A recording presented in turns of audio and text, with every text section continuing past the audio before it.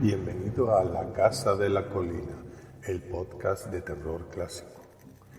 Si te gustan estas historias, puedes apoyar su creación a través del Patreon La Casa de la Colina, donde encontrarás interesantes ventajas para los fans. El terror llama a tu puerta.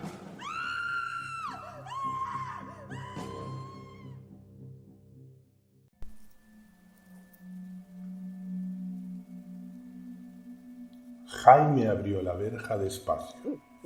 Un chirrido siniestro se elevó hacia el aire de la noche, como el aullido de un lobo. El niño dudó un momento al entrar, giró la cabeza hacia su espalda. Pedro y los demás le miraban ansiosos. Si te rajas ya sabes lo que pasará, le dijo Pedro con una sonrisa malévola mientras le enseñaba su navaja suiza. O la casa o el tatuaje.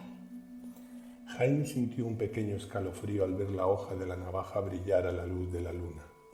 Miró hacia adelante. Tras la verja, un camino de tierra apenas visible entre la maleza llevaba hacia la casa de la colina. El niño levantó un pie, tembloroso, y por fin dio un paso. Ya estaba dentro de la propiedad. Detrás de él se escuchó el chasquido de la verja al cerrarse. No le hacía falta mirar para saber quién la había cerrado. Pedro le había hecho la vida imposible desde que estaban en la escuela infantil. Jaime nunca había sabido cuál era el motivo por el que el otro le odiara tanto. De los 3 a los 9 años le había golpeado, pegado chicles en el pelo, obligado a comerse las ceras de colores y a destrozar sus propios cuadernos. En realidad, eso nunca fue un problema serio. Solo lo hacía de vez en cuando y Jaime había aprendido a soportarlo en silencio, hasta que el otro se cansaba y le dejaba en paz. Pero cuando cumplieron los 10 años, Pedro se volvió más salvaje. Ya no eran travesuras de niño lo que hacía. Ahora, cuando metía la cabeza de Jaime en el baño y tiraba de la cisterna, sus ojos brillaban con una mezcla de alegría y odio puro. Estaba claro que ya no quería divertirse. Quería que Jaime sufriera de verdad. Por eso, cuando apareció con aquella navaja y le dijo que debía entrar en la casa de la colina, el niño supo que no tenía elección. Jaime tomó una larga bocanada de oxígeno y se adentró en el camino. La casa se levantaba al fondo, vieja, grande y siniestra. En la oscuridad, sus desvencijados ventanales frontales parecían 2 ojos maléficos que observaban atentamente al niño que se dirigía inexorablemente hacia la puerta, como si de una boca hambrienta se tratara. El viento silbó a su alrededor, agitando las ramas secas de los árboles muertos del camino. «Vamos, Jaime, te estamos deseando», parecía susurrar en sus oídos. El pequeño apretó los dientes con fuerza y siguió caminando. La historia de la casa de la colina era una oscura leyenda que todos los niños del pueblo conocían a la perfección. Aunque los adultos siempre trataban de evitarlo, en el colegio los mayores se encargaban de contarla a los pequeños recién llegados. Don Juan Quesada, el fundador del pueblo, y Elisa, su mujer, habían sido los únicos moradores de aquel caserón. Él mismo lo había mandado construir cuando le pidió la mano a Elisa, prometiéndole que sería la casa más bonita de todo el pueblo y también la más grande, con espacio de sobra para los hijos que planeaban tener. La construcción estuvo terminada justo a tiempo para la boda y a la celebración acudió el pueblo entero, porque todo el mundo quería a Juan, que tanto les había ayudado. Elisa era la mujer más bella y dichosa de todas las que allí vivían. Pero la dicha de la mujer no duró mucho. Los meses pasaban y el matrimonio no lograba que su familia aumentara.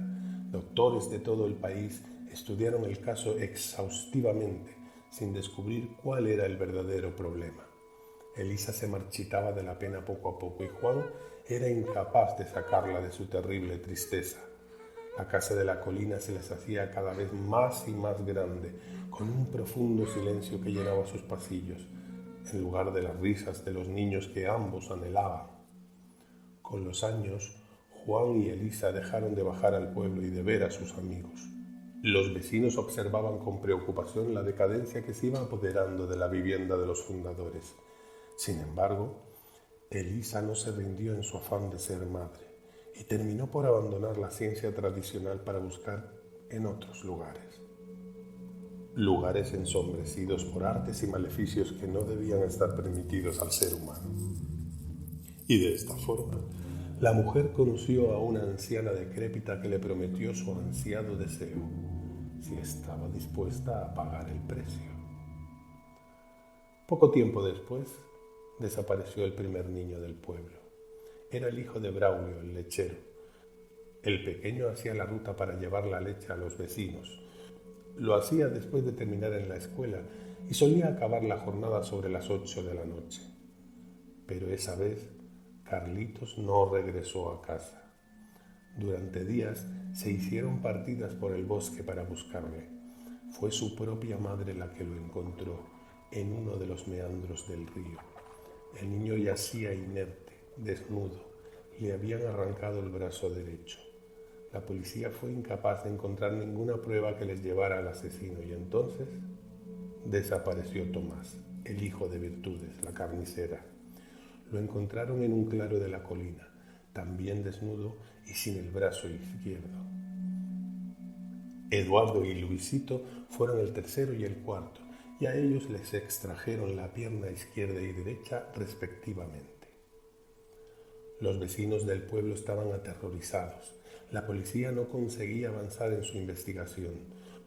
Los padres no se separaban de los niños durante el día y montaban patrullas recorriendo las calles por las noches. Por un tiempo esto pareció funcionar, hasta que un día desapareció Alejandro, el hijo del alcalde, en el colegio. Jugaba al fútbol en el patio con sus compañeros, cuando el balón salió volando hasta caer entre los árboles. Alejandro fue en su busca y ya nunca regresó. Cuando le encontraron, su padre le reconoció por una marca de nacimiento que tenía en el hombro.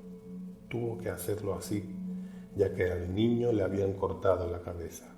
Junto al cuerpo también encontraron sus ojos y sus dientes. Se los habían arrancado uno a uno. Cerraron el colegio. Incluso hubo quien decidió abandonar el pueblo y escapar lejos de allí. Pero casi todos los vecinos se negaban a abandonar sus tierras, que tanto trabajo y sudor les había costado tener. Los niños vivían encerrados en casa sin salir ni siquiera un minuto. Esto proporcionó unos meses de paz y la gente poco a poco fue perdiendo el temor.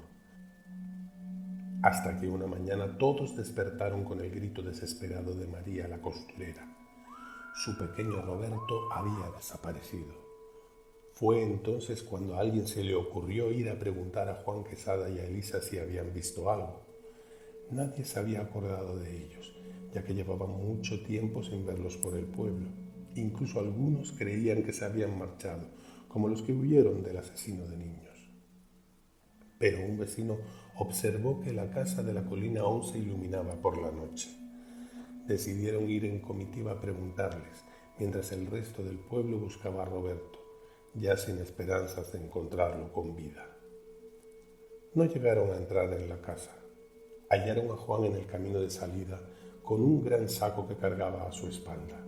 El hombre estaba muy desmejorado, con una barba enorme y los ojos tan hundidos que apenas se le veían. Cuando le preguntaron por el niño, él respondió secamente que no sabía nada. La comitiva estaba a punto de dejarlo marchar cuando uno de ellos notó cómo unas gotas de sangre caían del saco de Juan. Tuvieron que reducirle para poder abrir el saco. En su interior hallaron lo que quedaba de Roberto, sus extremidades y la cabeza. Registraron la casa de la colina de arriba a abajo, pero no encontraron a Elisa por ningún lado. Así que llegaron a la conclusión de que Juan también la había asesinado a ella. Lo ahorcaron en la plaza del pueblo y ya no hubo más niños muertos. Sin embargo, algunos contaban que habían visto una luz en la casa en las noches de luna llena. Jaime sentía como la mano le temblaba descontroladamente cuando giró el pomo de la puerta, la cual se abrió sin poner ninguna resistencia. La entrada parecía vacía y apenas se intuían unas majestuosas escaleras que llevaban a la parte superior. Según la leyenda, Juan había regalado a su mujer una gran muñeca de porcelana en el día de su boda. El niño debía encontrarla y así demostrar que había estado en el dormitorio. Cuando sus ojos se acostumbraron a la oscuridad, subió las escaleras, animándose a sí mismo, pensando que ya casi había terminado todo. Una nube de polvo se levantaba a cada paso que daba, y los peldaños gruñían doloridos bajo su peso. El dormitorio principal se encontraba nada más terminar las escaleras. Jaime se asomó lentamente desde el marco de la puerta. Era una estancia enorme, con muebles de madera maciza y una cama grande. Sobre ella reposaba una silueta infantil. Jaime intuyó que se trataba de la muñeca y, sin dudarlo, se fue a por ella. Cuando ya estaba delante de la cama, las nubes se despejaron y un rayo de luna llena se adentró por la ventana. Los miembros arrancados de todos los niños aparecían cosidos entre sí, formando un cuerpo completo, totalmente podrido por el paso del tiempo. La cabeza de Alejandro aún se encontraba sin sus ojos ni dientes. Jaime dio un salto hacia atrás. Ya no le importaba la muñeca, ni siquiera lo que le hiciera a Pedro. Tenía que salir de aquella maldita casa a toda prisa. En la puerta de la habitación algo le interrumpía el paso. Elisa estaba arrugada y sucia, casi tan podrida como el niño de la cama. No te vayas aún, dijo con una voz que parecía venir del mismísimo infierno. Debes conocer a mi pequeño. Jaime era incapaz de reaccionar, sobrecogido por el terror. La espantosa mujer le agarró del brazo y le llevó de nuevo junto a la cama. Bebé, saluda a tu nuevo amiguito. Con horror, Jaime vio como el ser fétido y cosido de la cama comenzaba a mover lentamente su cuello en dirección hacia ellos. Pedro y los otros aún seguían delante de la verja cuando oyeron el grito que venía de la casa. Era el grito más terrorífico que jamás habían oído. Todos salieron corriendo sin decir palabra. Jaime no apareció en el colegio al día siguiente. Nadie sabía de él y Pedro y los demás tampoco dijeron lo que había pasado. Por la noche, Pedro se acostó sin cenar, ya que no se encontraba muy bien. Sus padres lo achacaron a la tristeza por la desaparición de su amigo. Era ya de madrugada cuando Pedro escuchó una respiración profunda a su lado en la oscuridad. Al girarse junto a él se encontraba Jaime, que sonreía mientras parecía mirarle a la cara, lo cual era imposible porque no tenía ojos. Hola Pedro, Elisa me envía para decirte que tienes unos dientes muy lindos.